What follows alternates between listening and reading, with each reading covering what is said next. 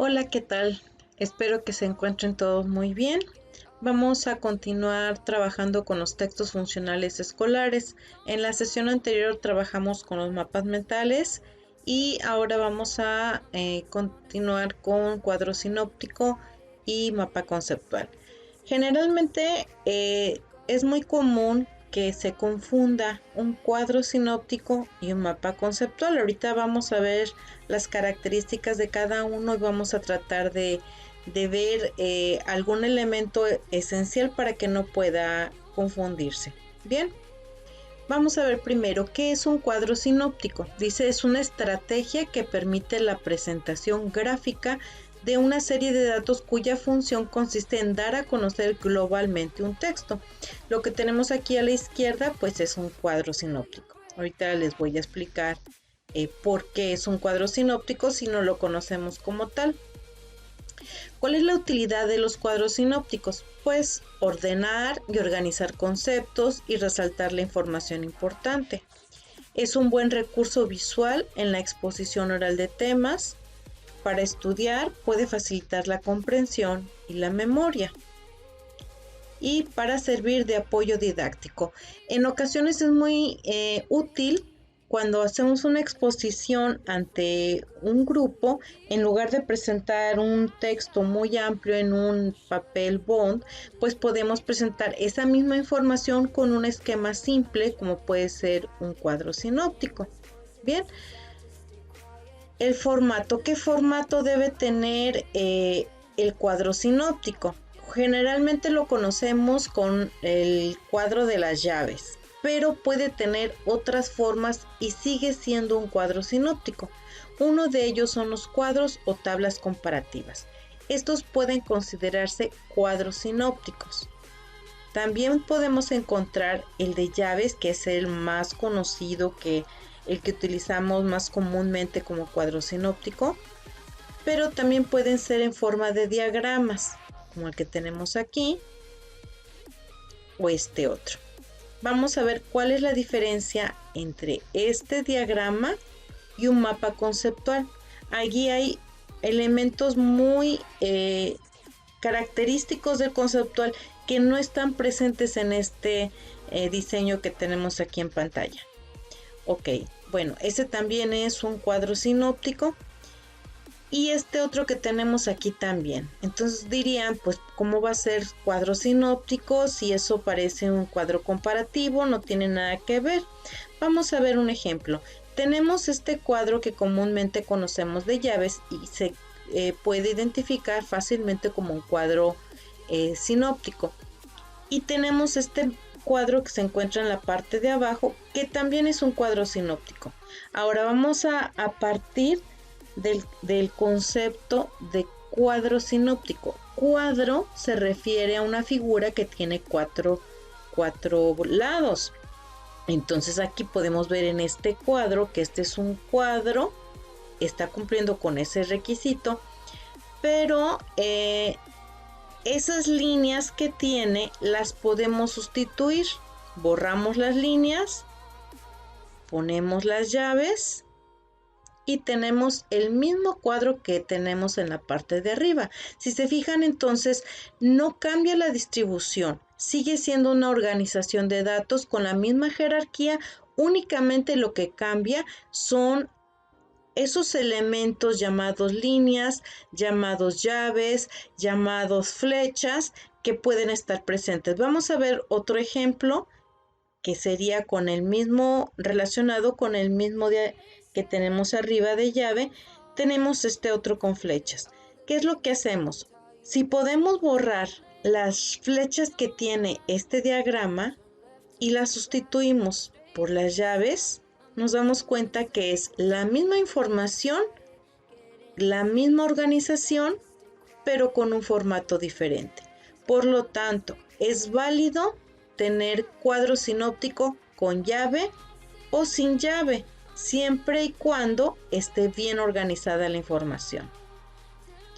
Ahora, todo cuadro sinóptico debe tener lo siguiente: el título del tema, que es lo que debe de incluir, las ideas principales, puede ser una, dos, tres, de acuerdo al tema que se haya revisado, y de estas ideas principales surgen otras ideas secundarias que podría ser una segunda división, y si todavía es necesario, pues habría una tercera división con otras ideas derivadas. El cuadro sinóptico se elabora a partir de un texto, por lo cual tiene gran importancia la manera en que se conoce y asimila dicho escrito. Por lo tanto, tenemos que leer bien un texto para poder identificar la información que va a ir en ese cuadro sinóptico. ¿Cómo se elabora? Se debe leer y comprender el texto, se debe localizar y subrayar ideas principales, vamos a determinar cómo vamos a clasificar esa información, vamos a ver cómo se relacionan entre ellas, cómo vamos a organizar las ideas de lo general a lo particular, de izquierda a derecha. Vamos a seguir un orden jerárquico. Jerárquico es de importancia, que es lo más importante a lo menos importante. Vamos a utilizar llaves, pero ya vimos que pueden ser líneas, pueden ser flechas, para clasificar la información.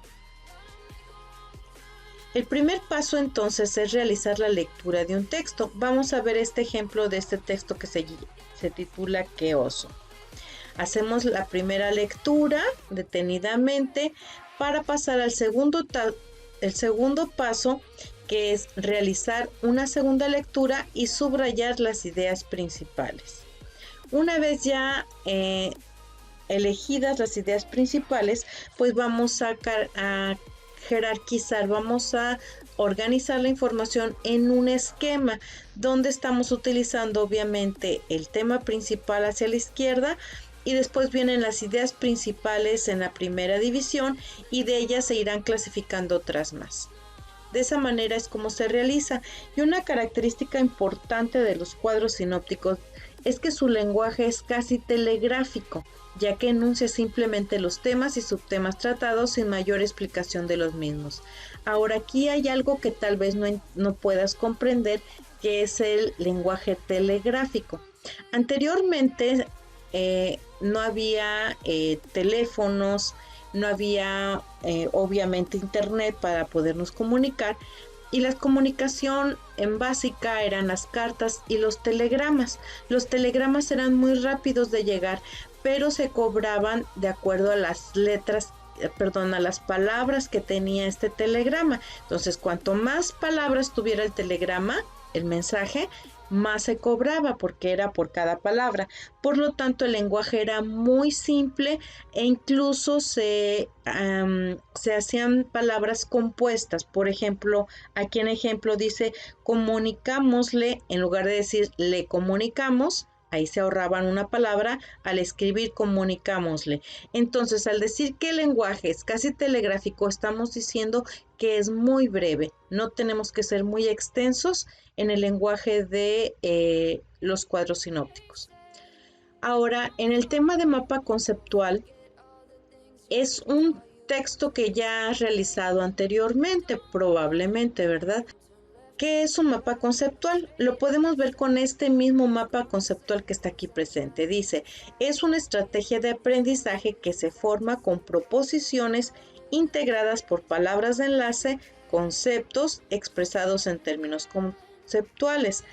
Se caracteriza por su impacto visual, por la jerarquización de contenidos de acuerdo con su capacidad de inclusión y por su simplicidad. Entonces, si te fijas, aquí estamos haciendo la lectura de varias proposiciones que están unidas por conceptos y por enlaces. Vamos a verlo un poquito más adelante. Los elementos del mapa conceptual. Básicamente está formado por el concepto, que es la idea que conforma el entendimiento, y que estas generalmente se escriben dentro de un óvalo, un rectángulo o cualquier otra figura geométrica. Las proposiciones, que son dos o más conceptos unidos por palabras clave o enlace. Y los conectores, que son palabras que enlazan estos conceptos. Vamos a ver un ejemplo más adelante. Aquí tenemos un mapa conceptual. Aquí las líneas no son rectas, pero podemos ver que no es un mapa mental, porque no tiene imágenes. Esa sería una de las características de por qué no es un mapa mental. No tiene imágenes, ¿ok? No tiene variedad de colores. Entonces, no es un mapa mental. Es un mapa conceptual, ¿por qué? Porque tiene conceptos, tiene proposiciones, como en este caso la proposición es medios de comunicación pueden ser de ámbito local, nacional e internacional. Si se fijan, es toda una proposición, un enunciado que está formado por varias partes, pero está formado por enunciados todos los conceptos que se unen al concepto principal. Otra característica es que cuenta con estos enlaces que tenemos aquí. Estos se les llaman conectores. Y también hay conceptos que están dentro de las figuras geométricas. Ahora, ¿cómo elaboramos un mapa conceptual? Vamos a ver un ejemplo de un mapa conceptual en base a un ejemplo por ahí que podemos encontrar en la red. El primer paso es leer y comprender el texto. Eso sería lo más elemental, leerlo pero comprenderlo. Ya que tenemos la lectura del texto, como sería en este caso, el segundo paso es seleccionar los conceptos relevantes y de marcas discursivas o conectores. O sea, ¿cuáles son los conceptos más importantes dentro de esa lectura? Aquí en el ejemplo que teníamos, algunos podrían ser proliferación de células de la epidermis, la raquia, el cálamo, etc. Y conectores se forman, se clasifican, un tipo es, otro tipo es, etc. El tercer paso pues sería diagramar el mapa conceptual, o sea, poner el tema principal, hacer las proposiciones con los conceptos que en este caso están dentro de los óvalos que tenemos aquí, uniéndolos entre sí con estos conectores que tenemos entre cada uno de los conceptos, unidos por líneas. Entonces, un mapa conceptual tiene que tener el tema principal, tener figuras geométricas, tener líneas o flechas que unan los conceptos y estas palabritas que unen los conceptos que se llaman conectores. Entonces, esa sería una característica indispensable de un mapa conceptual para no confundirlo con un cuadro sinóptico que tiene figuras geométricas donde existen conceptos que se unen por estos conectores. Bien, entonces los conceptos pueden utilizar diferentes figuras, como pueden ser figuras geométricas e incluso viñetas o nubes como la que tenemos aquí. Ahora, ¿cómo se organizan los conceptos? Dice que se seleccionan los más importantes y solamente deben aparecer una vez, porque si los repetimos significa que no está bien hecho nuestro mapa conceptual. Ahora debemos jerarquizarlos, ordenarlos de lo más a lo menos, de lo mayor a lo menor, de lo más importante a lo menos importante, y obviamente lo más importante queda en la parte superior o donde esté lo más relevante. El impacto visual tiene que ser muy agradable a la vista, bien organizado, tiene que ser claro, simple, atractivo y sencillo, de manera que pueda comprenderlo cualquier persona. Ahora, ¿cómo se puede presentar? El concepto principal puede ir en el centro y extenderse hacia las orillas los conceptos secundarios. Puede ser de arriba hacia abajo, como en este ejemplo, o incluso de una esquina hacia los demás lados. Bien, ahora otro plus sería agregarle imágenes a los conceptos y eso le daría una forma más agradable a nuestros mapas conceptuales. Espero que haya sido útil y te ayude a realizar tu tarea, que consiste en investigar aquella carrera que te gustaría estudiar después de terminar tu bachillerato, investigar su objetivo y ese objetivo de la carrera que tú quieres estudiar, convertirla en un mapa conceptual. Además vas a investigar dónde se puede estudiar esta carrera, qué costo tiene, qué materias son básicas, dónde podemos estudiarla, qué costo tiene la carrera por su inscripción, sus mensualidades en general. Y con esta información que va a ser obtenida de fuentes confiables, vas a elaborar un cuadro sinóptico. Bien, espero que no sea tan complicado y que puedas practicar este tipo de textos. Nos vemos, hasta luego.